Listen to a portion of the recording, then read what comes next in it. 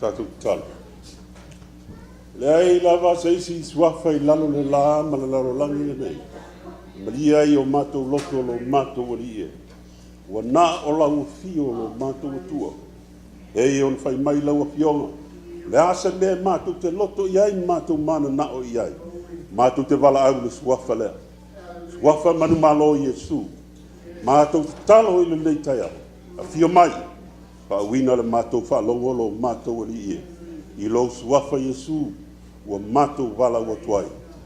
Amen.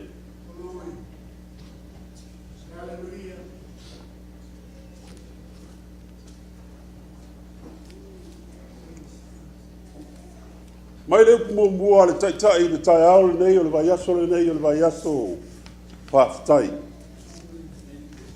Ai moni ma wha maoni I na ua toi mana tunatu ma whau I le atua. Ai mafua o nei mea uma o na ole. O le atua malo na ngalo I lo soifua mo lo tātou wola.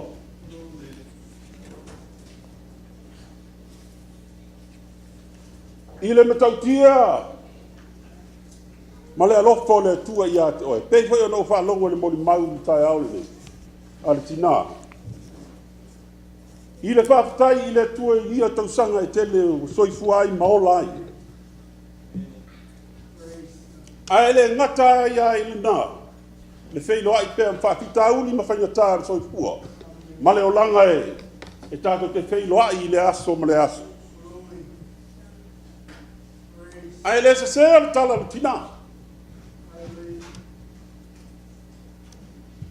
Pei foi o tātou whaalongo I la aunga sai le tai au le. I le mana tu natu o Ioane le baptiso I na ua tuina le whalpui pui. Ai ua tue whesilia. O e lea. O Yesu. Lea na matou whaktalia.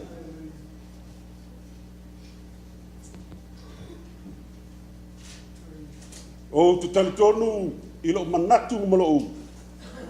Ma fau I le nei tai au. Ai meise le tai au le nei. Ma fuona e o mai. Ona ua e alofa I le atua. Na ia se si me mafu ai. Ona tu ua lo fale tu ule me te masani ai ona e alwe fai. A ue sau. Ona ue mana tu natu ma mafau I le atua. Salamo e salau sifulu ono. Tasi ono. A whapeo ia oele. I whaloma o le CXV1. Salamo. Salau sifulu male ono. Ai vai le utala fai mai o le whawhitai I le alofa o le atua. Ma le utala fo I ala nā o le tātou. Tā upu la tātou whalongolongo I ai le tai au le nei.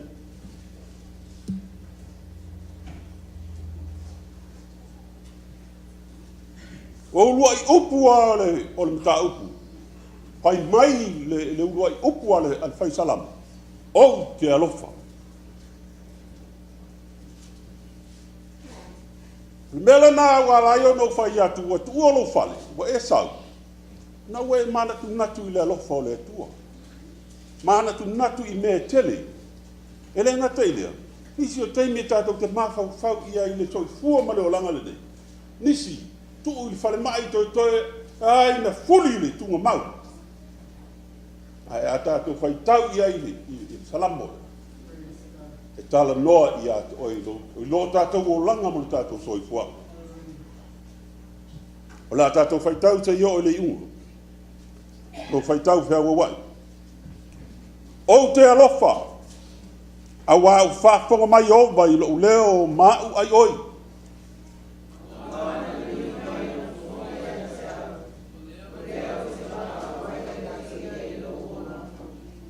Na si o mi au I mai lei e oti ai. Na maua au e puapua ngā o le tunga mau. Na maua au e le puapua ngā ma le whanoa noa.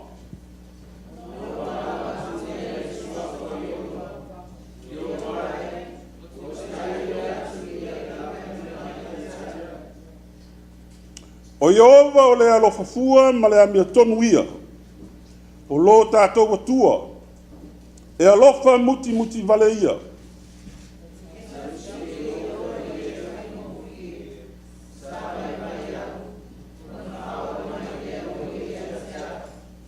Lo uanga ngai. Ye fo ia tu I lo mapusanga. A wanga lele mai Iova ia te oe.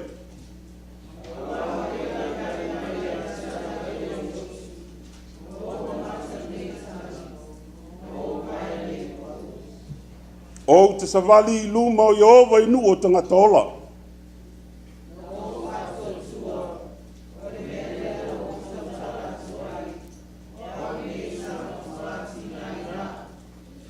O nei sa au whape atu I lo popole.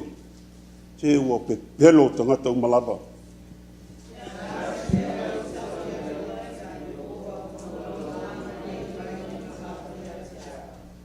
O te awa ele ipu o le olatanga. Ma o walau atu I le swafa o Iova.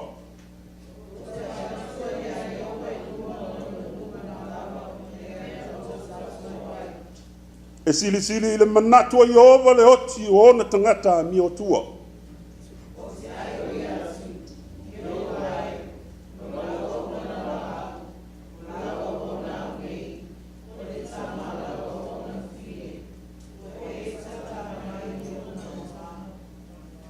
O te whaile taulanga o le vi inga ia te oe. O te walau atu foi le swafa o Iova.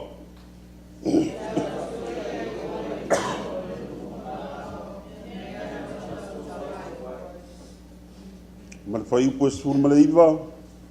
I lo toa le whale o Iova. I te tonu lava ia te oe. Jerusalem mai. I o toku I atu ia Iova. Praise the Lord.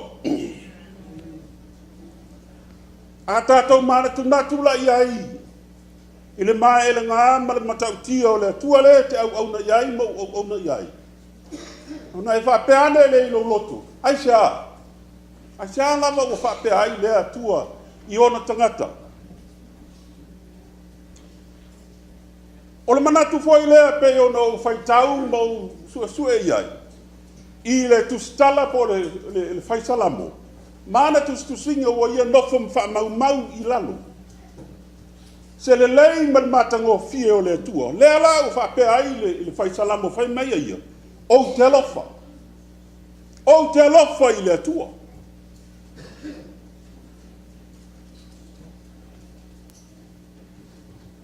Awa fo ia e mana tu natu mo mawhau whaupe o le manatu o le whaisalamo. Tātou toe na oti whai me sai lunga o le tunga mau. A peita iane o na pua ngau o te talaina. O ane whai ngata mani whaale tonu na iai o longo lau. Ei wa mafua o na matala mea uma. O na o le suafa o Yesu Keriso.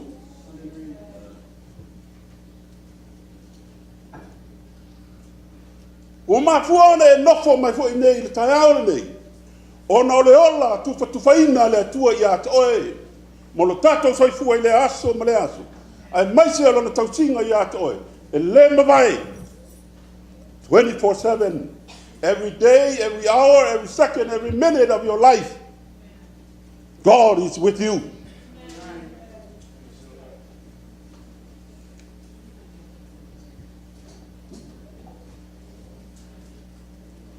Ele ngata le nā wa le whapeo whapito ia te ia le manatu o le mai o le atua. A whai mai o alu o ia le whapoputonga o tangata. E ia le whapoputonga le nei. Ua manao sei whaatino le matango fie ma le lei o le atua. A e nofo ma aputi bo oe lava ia. Nā la saunga. A tonu e a ngai atu, e ngata I nā. A le fina ngalo le atua. Tu whātu I au tua oi. Tu whātu I au wō. Tu whātu I au aiwa. A le winga mori le nā o whaatanga e tātou te tau whai tu whātu. Awane o tātou tau fia se me tati. A wālo tua oi, a wālo uso. Mana o iai. i le whaoltanga le ali o Yesu Kiriso. A whai whai sa mea o e tino le nei. Whai iai sau fuafuanga, whai iai sau alofa iai.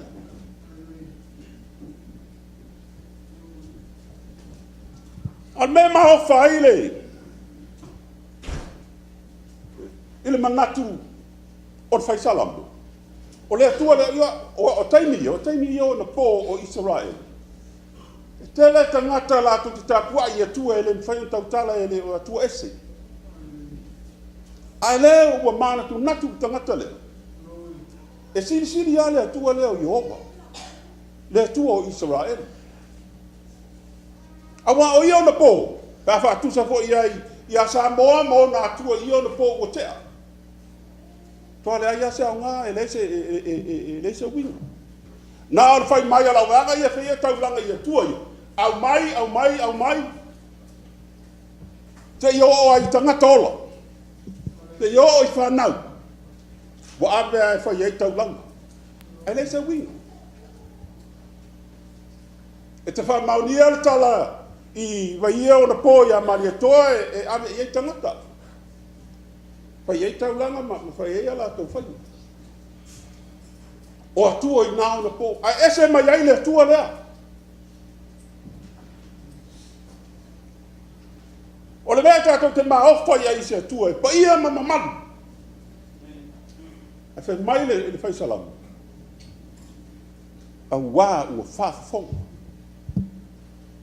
Ua whaafonga i lou leo. E te loa e. O se mea mātango fia i lea tua.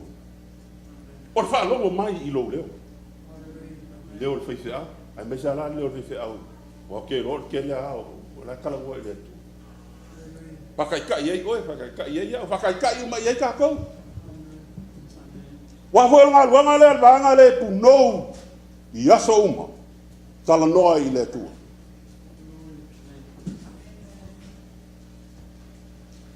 O le tau mo mori atu e whaisalamo i atu oe. Au e te vai, au e te tū la fua i le talo i le atua.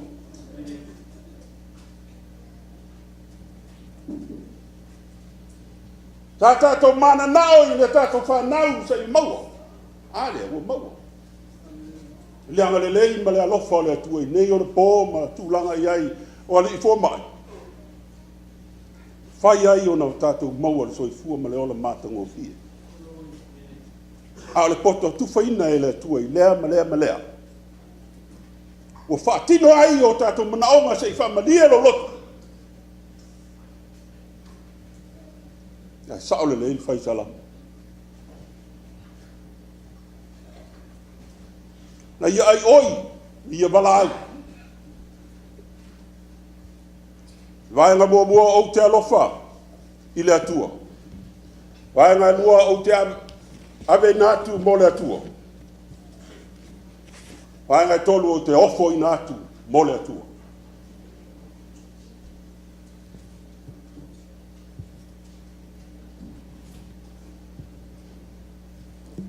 Mai eia o te alofa i le atua. Ia le alofa whawhia. Whawhia ngā misi sau roku i ke loas. Ke loas sa. Ai le mawhai ngā misi le asi mai o le atua i a te ora. Ai le manatu o le atua. E fia whaalongo ai lo leo. Fia whaafonga. Kwa esa le akua. I o akua o le baanga le i ngāwai keimi i kanana. Kwa oio, e ea la u moapi, la u Samari, i e puse o tangata whapena o la u Suria, mo la tō atua. A le atua leo. Le te au na iai o leo te au na iai. E fia kele, e whaalongo i lou manao. E fia tele, se i whaalongo mai lou leo. Lea le leo leo. O te ofo i natu. O te avae leipu o le ola tanga.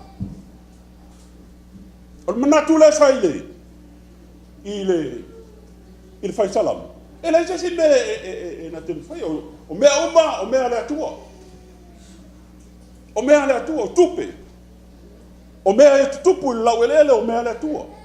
O oe, o leisi mea na fausia e le atua. Ala mea le manao mai e le atua i ato e ma. I whaalongo i leo leo. I whaalongo i leo leo. Vi ia o e le atua. E mamalu oe. E paia oe. Lala o mea o whai. Au sa Camilo i o mawhea le lau laki. At the end of it, you always reach for God. Le upua le atunu whai mai e mūro le lima tapa le i ofi. E o mai lofi i tā mwhawhitau. Apalo i le atua. Lo usoe ma lo tua si. E fi whalongo le atua i lo leo i tonu i le whapototongo o tangata. Aisea, ma losi e lisi tangata. Ma e loa i e le atua. E moni i le mele te whaia. E le mawai upo le tangata lea. Le iai o ia i le whapototongo o tangata. Le tua whai metu spaia. Aua nei tu ua le mawhitanga ale auso. Pwai te lo? O ke kau kala koe au, e kuia le loko lea, ua pēa whai metu le talanga. E, le vea ai oe, le vea ai a. It does. Ina ua usu le pese lea, lea la tātou ua atu ia i le mele. I le pese lea, no other name like the sweetest name of Jesus. So tuia lo lotu. Wa le vala au le vala au tangata le. Na ia vala au le suafa o Yesu o Yehova. Ele ai sai si ngoa na ia vala au iai. Ele i vala au le tupu. Ele i vala au lo na inga, ele i vala au lo tolua. E na ia vala au le suafa o Yehova. O le suafa te manu malo ai o manu malo ai. O le suafa e mawhai o na tali lo manao. O le suafa e mawhai o na whamalolo oina oe. I mai mati ngai o mai le tino. Le aso langono. Ta wo mai le oti ato. O tala le whai salamo hanga i toea na fuli li tunga mau.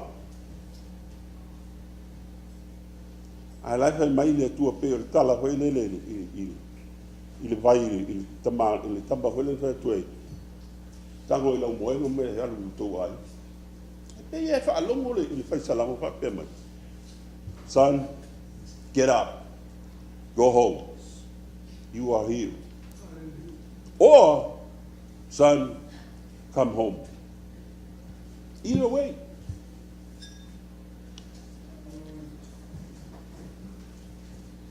Malanga baliu o le oti e le lupu ala tonu e fati le matu e fati ho i le moto. Ia o ai se fai atu le pule ale atu. E mai o le tau e velo le mani noa. O le tia e le se u o le pulu fana e le alfia.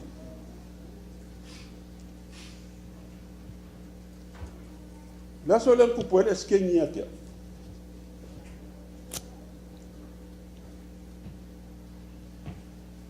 O mea mo ia o ke le loa po le mea fai e le ingoa po le ala mafua. Ai no fisili ai. Ai te ana e mafua e o le mai. Whapea ia. Ai ele awala le mele lo ngā tu. Ai o se mea wele ele lo le ngō. O le kū la le ngō. Ai. Pe kusa luma kengi le. Wa e le ngō luma. I don't have any chance. He kaui lo. He kaui a o kilo a kungo o puaoa lo vaai. Pe e solo a kōna malama hoi le. Ai lengi meo ke wai. Pele iulia a kau malama lo o kilo a kungo. O kangaka la feo ai. O ngofo le lei mau ufo uki vapea. O te sini mua ngā loa ere o mawhau. Am I still here? O kangoro lo lima. O omi I ingi vapea. Surely, I'm here. I'm still here. Ngei kausanga e kele nga whea lua ia. Kele ia skengi ia whapea. Why? I have no clue. But it seems like every day, o le kupe na whaaru o le ka vale le. Almost nothing. Kasi al pei mengi le whai o le ka vale. Ma le pei mengi le insua. And turn around, pei unga insua ka vale lea. Ma isi mea, ala ala mo wha o kolo e me ka o le ka. E lo o. E e koe la isi kupe mo wai. Pera oi. So I don't know. Well, le vang fia wha kausa o ka vale. But I'm gonna wait. I le o nge le vai aso nge I le ala sabali. Ako ye le o musu. Ba ko fi ngau malosi malo pa ngau malo ko ke le mga e fai so wa pa ngau. Because kalwa o mea li o tupu mai ma so I fua ma le ola. Na la I no fai atu au. Pa wa le me. Ya lo fale atu I o mo pe le ola ma le malos. Ai le ai fi nau pe le fa nau ma le tolu. Pa ya le ma to. Pa stai ma lo no. Sa kule. Okay.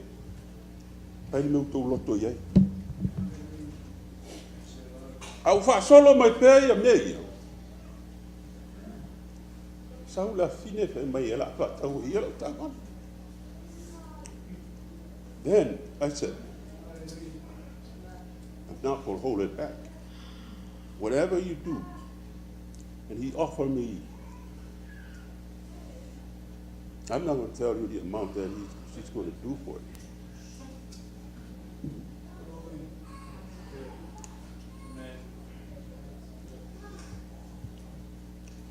O le whawhatai I le alofa le atua. O le lumanai, o oe malo a inga o lau whanau. O le lumanai o le kale sia nei o tātou whanau. E le anga pēa I lātou. E iai le taimi e sui ai, ma li liu mai. E whai ale me te loto iai, ma e whina ngalo iai. Ma fua I sea. Ono le swafo yo.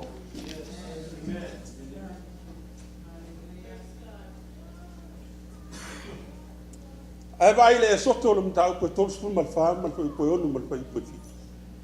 O inana ta ua mua ya le winga malosi o le tu le. O Yehova. O le alofa muti pale.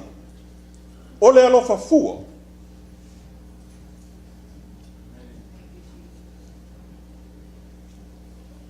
That's what he believed. Me nanta tolu ya fai salamo le. Na ia tali tonu le swafa le o Yehova. O le swafa le o Yehova.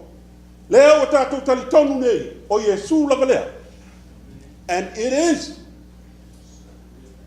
La tātou wawaila ia ina I le tusi o ngāruanga. I le launga peteru. Nta upu e mua lua toru wha lima. Na tātou wawaila I le matautia o le swafa lea. Mai ia, ele ai se swafa tātou te mau ai le ola. Wa nā o swafa le o Yesu Keriso. Na tau whai ali o whai tau langa ma lau sātu kai. E te siringia ma ta awhi au an tau tanga I le swafa lea. A whai mai tala la wāna. E le ma whai ona ma tau tu ua. O na o le mea na mwai ai o mātou mata. Na mātou whaalongo iai. O le mea lea. Mātou te whaalongo I le tua. A wā o le swafa lea swafa manu malo. O Yesu Keriso. O le swafa lea tau wha sata roino I lungo le sata unu. Lea o tau tu mai na ye woti. O Yesu Keriso.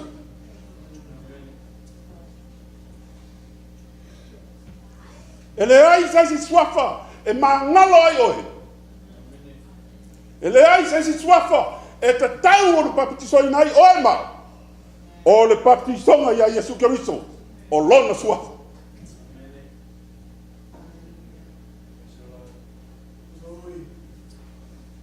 Tātou ave le tautinonga Peteru ma Ioane pe tonu I lumba o le atua. Ona mawhalongo ia tautou. Ne whai mai ele, i whai talamo. Se wa upopole le tele la upepelo o tangata. Mena tinga inga i whai talamo. Wa koa i filifuelo ma fau i le kele o whai mai o lea. Ai matele whalongo i le tua i nā filifili a outou. A wā matele ma whai o le tautala. I mea ua ma vai ai ma whalongo i ai. Tau soi. Whatever ai le matautia ma le alofa leo le atua le.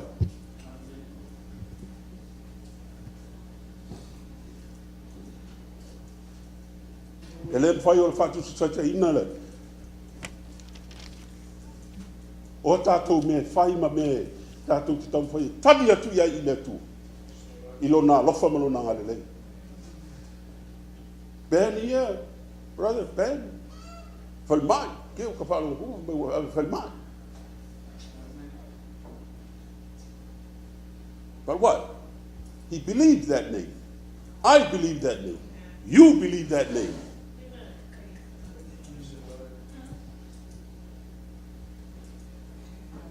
Ele na tele nai, ele ta fa pe ta te malo losi uma pe I tele oso. A le fai mai le fai salamo. E te alofa I e fai mai le fai poiono. E tausi e Yehova e fai ngofie. O soi fuanga ma le olanga le tatou te ia. Ele o se fai soi fuanga e fai ngofie e fai ngata. A fai ngofie le tautala ia le fai salamo. O lo tatou fatua tua. Po le o langa le tatu te ola ai pe le te ola. A tonu pe ola e pepe alo o langa whale anga. O whai ngofia le nā. A le mana o le atua. E ke so mai. Ke so mai pea. I le whapo tonga. I le whanau le atua. Ai sea. E akili e o ngai malosi. E mai e le whai salamo. E mai o vai e lo lo.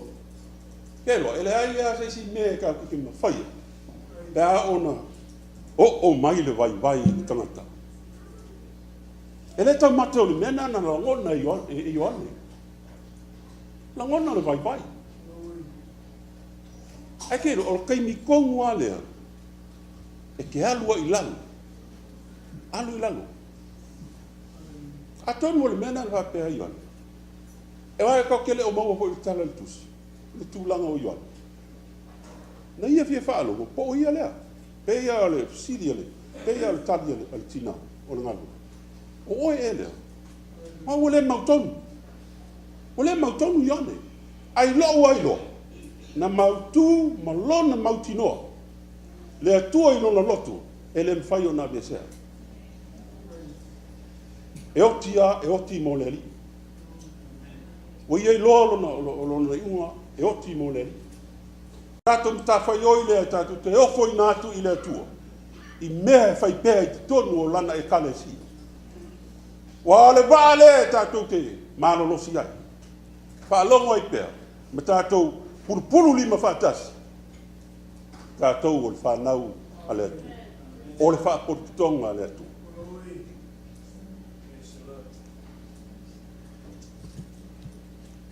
La se manatu o ia te oe, o la se manaonga o ia te oe.